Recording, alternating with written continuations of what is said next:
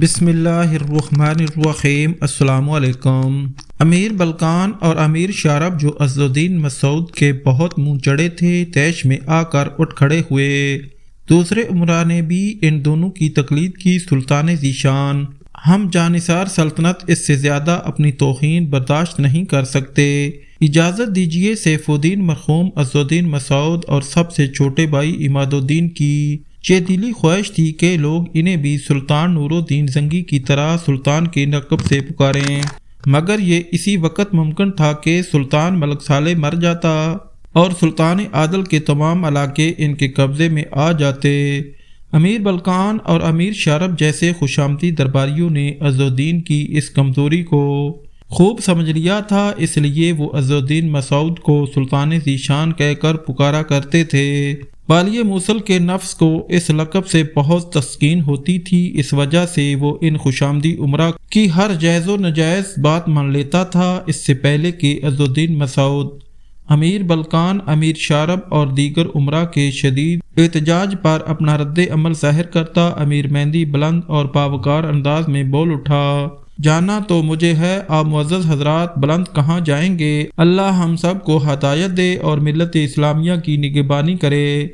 اس وحدہ لا شریک کا احسان عظیم ہے کہ مجھ جیسے گناہگار اور ناقص انسان کو ایک انتہائی مشکل فرض ادا کرنے اور آزمائش کی سخت ترین گھڑی سے گزرنے کی توفیق عطا فرمائی۔ امیر مہندی عز الدین مسعود اور تمام امراء موصل کی نظر میں غدار سلطنت قرار پا چکا تھا۔ پھر اسی رات اس کی قسمت کا فیصلہ ہو گیا۔ قتل ہونے سے پہلے امیر مہندی کا جوان سال بیٹا ہادی اور بیوی قید خانے میں ملنے آئے تو اس نے ایک ہی وصیت کی: میری لاش کو موصل میں دفن نہ کرنا، اگر ممکن ہو سکے تو اس تن مردہ کو دمشق لے جا کر مدرسہ نوریہ کے ایک گوشے میں زمین کے حوالے کر دینا۔ یہ کہہ کر امیر مہندی کی بیوی اور بیٹا رونے لگے تو اس نے مجاہدانہ لہجے میں اپنے وارثوں کو تسلی و صبر کے ساتھ: اللہ کا شکر بھی ادا کرو کہ تمہارا باپ حرام موت نہیں مر رہا ہے۔ امیر مہندی نے انتہائی محبت سے شریک حیات کے شانے پر ہاتھ رکھا: اہل ایمان کے لیے اللہ کی رحمت کا سایہ کافی ہے، باقی تمام سائے ڈھل جانے والے ہیں۔ پھر اس نے اپنے خوبصورت اور جوان بیٹے ہادی کے ماتھے کو بوسہ دیا: میں تم سے راضی ہوں کہ تم ایک فرمانبردار بیٹے ہو۔ تمہارے باپ نے تمام زندگی بس ایک ہی دعا کی ہے کہ اللہ بھی تم سے راضی ہو جائے۔ تمہیں جب بھی موقع ملے تو مسلمان کے حقیقی امیر صلاح الدین ایوبی کی خدمت میں حاضر ہو کر میرا سلام عقیدت پیش کرنا۔ میں والی موصل کی خدمت میں حاضر ہو کر ملازمت سے استعفیٰ دے کر مصر جانا چاہتا تھا، مگر وقت نے میرا ساتھ نہیں دیا۔ اللہ تم دونوں کا محافظ و نگہبان ہو۔ یہ کہہ کر امیر مہندی نے دوسری طرف منہ پھیر لیا تاکہ بیوی اور بیٹا اس کی آنکھوں میں آنے والے آنسو کو نہ دیکھ سکے۔ نصف شب کے اندھیرے میں امیر مہندی کو قتل کر دیا گیا۔ مقتول کی وصیت کے مطابق امیر مہندی کی بیوی نے عز الدین مسعود کی خدمت میں شوہر کی لاش دمشق لے جانے کی درخواست پیش کی، مگر والی موصل نے انتہائی نفرت و حقارت کے ساتھ اس غمزدہ عورت کو دھتکار دیا: ہم ایسے نمک حرام اور غدار سلطنت کی قبر بھی اپنے سامنے رکھنا چاہتے ہیں تاکہ مٹی کے اس ڈھیر کو دیکھ کر ہماری آنکھیں ٹھنڈی ہوتی رہیں۔ سالار آئرس شاہ یروشلم کو نیچا دکھا کر طرابلس میں اپنی فتح کا جشن منا رہا تھا۔ اس وقت محفل رقص آراستہ تھی، شراب کا دور چل رہا تھا اور ایک حسین مسلمان دوشیزہ ان ہوسکاروں کے درمیان میں ناچ رہی تھی جسے طاقت کی بنیاد پر گھر سے اٹھا کر محفل میں لایا گیا تھا۔ یہ سالار ایرس کا محبوب ترین مشغلہ تھا کہ وہ اکثر خوبصورت مسلمان لڑکیوں کو اس طرح جبراً اپنی محفل میں نچاتا تھا، پھر ان کی آبرو ریزی کرنے کے بعد انہیں ان کے گھروں کو بھجوا دیتا تھا۔ مقامی مسلمانوں نے سالار ایرس کے اس شرمناک جبر و تشدد کے خلاف کئی بار حاکم طرابلس ایڈم کے دربار میں جا کر شدید احتجاج کیا تھا، مگر ان کی فریاد کون سنتا کہ ظالم کا قانون تھا، ظالم کی عدالت تھی اور وہی اس کا منصف۔ طرابلس کے آسودہ حال مسلمان اپنی عزت و آبرو بچانے کے لیے قریب کی اسلامی ریاستوں کی طرف ہجرت کر گئے تھے، لیکن غریب مسلمان جنہیں سامان سفر میسر نہیں تھا وہ فیرینکس کے مطالب سہنے کے لیے طرابلس ہی میں رہنے پر مجبور تھے اور دن رات رو رو کر خالق کائنات سے دعا کرتے تھے، اے ذات و پاک تو ہر شے پر قادر ہے، ہمارے نجات دہندہ کو بھیج اور ان ظالموں کی گرفت کر، مگر وہ نجات دہندہ ابھی تک نہیں آیا تھا اور ایک عفت مآب مسلمان دوشیزہ بدکار آئرس کے سامنے ناچ رہی تھی۔ اس محفل رقص و سرور میں حاکم طرابلس ایڈم بھی موجود تھا۔ پھر یکا یک ایک شخص تیزی سے محفل میں داخل ہوا اور اس نے سالار آئرس کے قریب آ کر سرگوشی کے انداز میں کہا، ہمارے جاسوسوں نے اطلاع دی ہے کہ صلاح الدین ایوبی کا بحری بیڑا طرطوس کی طرف بڑھ رہا ہے۔ یہ خبر سن کر سالار آئرس اور حاکم طرابلس ایڈم کے ہوش اڑ گئے۔ طرطوس فیرینکس صلیبی فدائین کا اہم اور مضبوط ترین مرکز تھا۔ ایڈم اور آئرس سوچ بھی نہیں سکتے تھے کہ صلاح الدین ایوبی طرطوسا کا رخ کرے گا۔ محفل رقص درہم برہم ہو گئی۔ سالار آئرس اور ایڈم اپنے اس مرکز کو بچانے کے لیے بزم و کیف و نشاط سے بھاگے۔ پھر جب طرابلس کی فوج اور فیرینکس کا دستہ طرطوس پہنچا تو صلاح الدین ایوبی کا بحری بیڑا لنگر انداز ہو چکا تھا۔ سالار آئرس کا خیال تھا کہ وہ والی مصر کی مختصر فوج کو آسانی سے شکست دے دے گا، مگر اس جنگ میں صلاح الدین ایوبی کی حکمت عملی ہی کچھ اور تھی۔ وہ اپنے بحری بیڑے میں صرف 2000 سپاہی لے کر آیا تھا۔ ان میں سے 1000 انتہائی ماہر تیر انداز تھے اور 1000 پیدل اور گھوڑ سوار سپاہی تھے جو میدانی جنگ لڑنے میں بے پناہ مہارت رکھتے تھے۔ والی مصر کا تیر انداز دستہ سب سے آگے تھا اور اس کے دائیں بائیں پیدل جنگجو تھے۔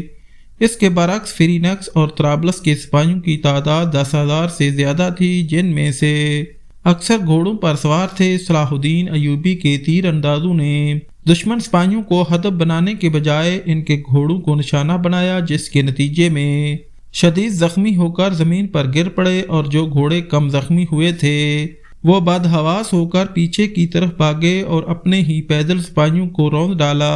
تیروں کی بارش اتنی تیز تھی کہ فیرینکس اور طرابلس کے فوجیوں کو سمجھنے کا موقع ہی نہیں ملا۔ پھر دیکھتے ہی دیکھتے میدان جنگ کا نقشہ ہی بدل گیا۔ کثرت تعداد کے نشے میں چور صلیبی سپاہی بدترین شکست کھا کر محفوظ ٹھکانوں کی طرف بھاگنے لگے۔ ان میں فیرینکس کا سالار آئرس بھی تھا، جسے اپنی شجاعت پر بڑا ناز تھا اور وہ بھی کبھی اپنے غرور و تکبر کے جوش میں کہا کرتا تھا، میں اکیلا 100 مسلمان سپاہیوں کا مقابلہ کر سکتا ہوں۔ آج وہی آئرس اور مسلمانوں کے خون کے پیاسے وحشی فیرینکس اپنے ہی گھر میں 2000 مسلمانوں کا مقابلہ نہ کر سکے۔ ایک شاسوار مسلمان نے دور تک سالار آئرس کا تعاقب کیا اور پھر قریب پہنچ کر پیچھے سے فیرینکس کے قائد پر تلوار کا بھرپور وار کیا، جس کے نتیجے میں سالار آئرس زخمی ہو کر گھوڑے کی پشت سے گر پڑا۔ یہ خون ریز مارکہ آرائی چند گھنٹوں سے زیادہ جاری نہ رہ سکی۔ 3000 کے قریب فیرینکس مارے گئے یا اپنے ہی گھوڑوں کے سموں سے پامال ہو کر ہلاک ہو گئے۔ تقریباً اتنے ہی طرابلس کے فوجی بھی جنگ میں 400 کے قریب اہل ایمان درجہ شہادت پر فائز ہوئے اور فیرینکس کا مضبوط ترین مرکز تباہ کیا گیا۔ طرطوسا پر مسلمانوں کا قبضہ ہو گیا، جس منصوبہ بندی کے ذریعے صلاح الدین ایوبی نے باطنیوں کے آدم خور فرقے حشاشین اور شیخ الجبال کا خاتمہ کیا تھا۔ اسی حکمت عملی سے کام لیتے ہوئے والی مصر نے خون اشام فیرینکس کی کمر توڑ دی تھی، جو مسلمانوں کے لیے ایک مستقل درد سر بنے ہوئے تھے۔ جب طرطوسا پر صلاح الدین ایوبی کے قبضے کی خبر عیسائی ریاستوں میں پہنچی تو وہاں ایک احرام برپا ہو گیا اور پھر ایک لمحے کی تاخیر کے بغیر حاکم طرابلس، شاہ ارمینیا اور شاہ یروشلم کے سفیر اپنے حاکموں کی طرف سے غیر مشروط صلح کا پیغام لے کر طرطوسا کی طرف دوڑ پڑے۔ طرطوسا کے مسلمان، جو ایک طویل عرصے سے صلیبی فدائین کے ناقابل بیان مظالم کا شکار تھے، صلاح الدین ایوبی کی آمد کی خبر سن کر دیوانہ وار چیختے ہوئے اپنے اپنے گھروں سے نکل آئے۔ ان میں عورتیں بھی تھیں، معصوم بچے بھی تھے اور بوڑھے بھی۔ والی مصر کے والہانہ استقبال کے لیے آنے والوں میں نوجوان بہت کم تھے۔ وہ منظر بڑا دردناک اور اثر انگیز تھا جب طرطوسا کے بوڑھے مسلمانوں نے زار و قطار روتے ہوئے صلاح الدین ایوبی کے قدموں پر اپنے سر رکھ دیے۔ ادب اور تعظیم کا یہ طریقہ اسلام میں جائز نہیں۔ صلاح الدین ایوبی نے ان عمر رسیدہ افراد کو ٹوکتے ہوئے کہا، والی مصر کی بات سن کر ایک بوڑھا کھڑا ہوا جس کی آنکھوں سے مسلسل آنسو بہہ رہے تھے۔ اے مصر کے بادشاہ، ہم نے تیرا بہت نام سنا ہے۔ بتانے والوں نے ہمیں یہ بھی بتایا ہے کہ تیرے پاس بہت طاقت ہے۔ تمہیں غلط بتایا گیا ہے کہ میں بادشاہ ہوں۔ صلاح الدین ایوبی نے انتہائی نرم اور آئزانہ لہجے میں طرطوسہ کے بوڑھے مسلمان کی بات کا جواب دیتے ہوئے کہا، آسمان اور زمین کی بادشاہت تو صرف اللہ تعالیٰ ہی کی ہے، اور تمام قدرت و طاقت کا سرچشمہ بھی اس کی ذات پاک ہے۔ میں تو صرف مسلمانوں کا امیر ہوں، مگر ایسا امیر جو اہل ایمان کا خدمتگار بھی ہو۔ والی مصر نے اس بوڑھے مسلمان کی تعریف طلب کرتے ہوئے کہا، تم کچھ بھی ہو، ہم نے تیری تعظیم میں سر نہیں جھکایا ہے۔ ہم تو صرف اس لیے خم ہوئے ہیں کہ ہمارے کندھوں سے ان سروں کا بوجھ نہیں اٹھ سکتا۔ زندگی ایک مسلسل عذاب بن کر رہ گئی ہے۔ خود کشی کر نہیں سکتے کہ یہ فعل ہمارے مذہب میں حرام ہے۔ ہم نے اس لیے تیرے قدموں میں اپنے سر رکھے ہیں کہ تو انہیں رونتا ہوا گزر جائے۔ موت تو ہمارا مقدر بن چکی ہے۔ صلیبیوں کے ہاتھوں ذلت کی موت مرنے سے تو کہیں بہتر ہے کہ ہمارے ہی بھائی ہمیں قتل کر ڈالیں۔ بوڑھے کی بات سن کر صلاح الدین ایوبی سر سے پاؤں تک لرز اٹھا۔ آخر تم لوگوں پر کیا گزری ہے؟ صلاح الدین ایوبی نے انتہائی رقت امیز لہجے میں اس بوڑھے سے سوال کیا، اے مسلمانوں کے امیر، یہ پوچھ کہ ہمارے سروں سے آفات و مصائب کا کون سا طوفان نہیں گزرا ہے؟ فیری نقص نے ہمارے سارے نوجوانوں کو قبروں میں سلا دیا ہے۔ چند نوجوان جو تیرے سامنے کھڑے ہیں وہ قتل ہونے کے لیے آئے ہیں۔ شدت جذبات سے بوڑھے کی کمزور آواز اس کے حلق میں اٹک کر رہ گئی تھی۔ صلاح الدین ایوبی نے اتنی سنگین، نازک اور جذباتی صورتحال اپنی زندگی میں پہلے کبھی نہیں دیکھی تھی۔ اس نے اپنی بات مکمل کرنی چاہی۔ ہمارے گھروں میں وہ بے آبرو لڑکیاں اپنی بانصیبی کا ماتم کر رہی ہیں جو ان ظالموں کی دراز دستی سے بچ گئی ہیں۔ وہ جوان دراز اپنی بربادی کا انتظار کر رہی ہیں۔ بس یہ میری آخری التجا ہے کہ تم مصر واپس جانے سے پہلے ان کا شور ماتم ضرور سن لینا۔ یہ کہتے کہتے طرطوسہ کا وہ بوڑھا مسلمان زمین پر گر پڑا اور ضعیف النقاہت کے سبب بے ہوش ہو گیا۔ شدت جذبات کے باعث صلاح الدین ایوبی کی آنکھیں بھی نم تھیں۔ بوڑھے کے بے ہوش ہو جانے کے بعد ایک عورت نے فیرینکس اور دوسرے عیسائی سپاہیوں کی طرف سے ڈھائے جانے والے مظالم کی داستان جاری رکھنی چاہی، مگر والی مصر نے ہاتھ کے اشارے سے اس مسلمان عورت کو روکتے ہوئے کہا، تم نے سب کچھ کہہ دیا اور میں نے سب کچھ سن لیا۔ باقی اللہ تعالیٰ کی ذات پاک علیم و بصیر ہے، بس وہی جانتا ہے کہ آئندہ کیا ہوگا۔ طرطوسہ میں عیسائیوں کی کوئی فوجی چھاونی یا قلعہ موجود نہیں تھا، بس ایک طویل و عریض عمارت تھی جو صلیبی فدائین فیرینکس کی مرکزی عشرت گاہ تھی، جہاں یہ لوگ فارغ اوقات میں تفریح کرنے کے لیے جمع ہوتے تھے، اور فیرینکس کی تفریح اس کے سوا کچھ نہیں تھی کہ وہ جی بھر کے شراب پیتے اور گرد و نواح کے علاقوں سے اغوا کی جانے والی مسلمان لڑکیوں کی بے آبروئی کرتے۔ فیرینکس کی اکثریت شکست کھا کر طرابلس فرار ہو چکی تھی، اس لیے صلاح الدین ایوبی کو ان کی عشرتگاہ پر قبضہ کرنے میں ذرا بھی دشواری پیش نہیں آئی۔ عمارت کی نگرانی کے لیے چند مسلح عیسائی سپاہی موجود تھے جنہوں نے مجاہدین اسلام کو آتا دیکھ کر عمارت سے فرار ہونے کی کوشش کی، مگر انہیں گرفتار کر لیا گیا۔ عمارت پر قبضہ کرنے کے بعد صلاح الدین ایوبی سب سے پہلے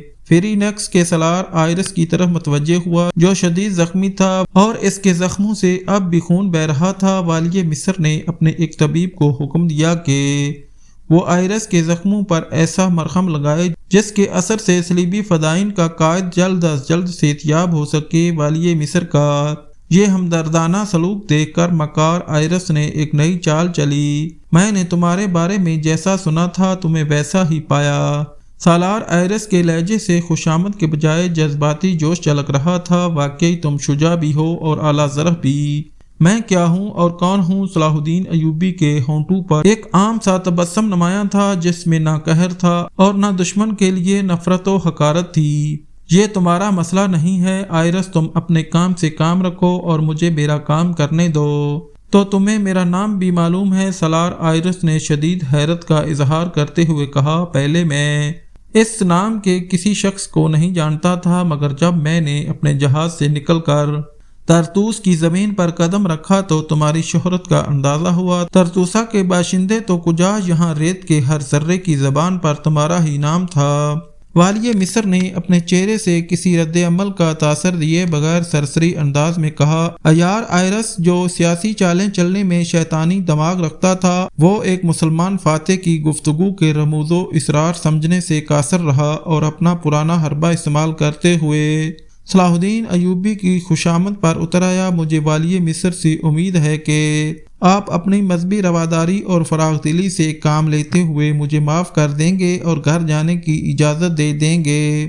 ابھی تم شدید زخمی ہو آئرس۔ اس گفتگو کے دوران میں پہلی بار صلاح الدین ایوبی کے ہونٹوں پر ہلکی سی مسکراہٹ نمودار ہوئی۔ اس حالت میں تم کس طرح گھر جا سکو گے؟ زخم بھر جائیں تو پھر سوچیں گے۔ ناظرین، آج کی ویڈیو یہاں ختم کی جاتی ہے۔ انشاءاللہ جلد ہی اگلی قسط پیش کی جائے گی۔ ویڈیو اچھی لگے تو ہمارے چینل کو سبسکرائب اور لائک لازمی کریں اور ہماری حوصلہ افزائی کے لیے کمنٹ ضرور کیا کریں۔ شکریہ۔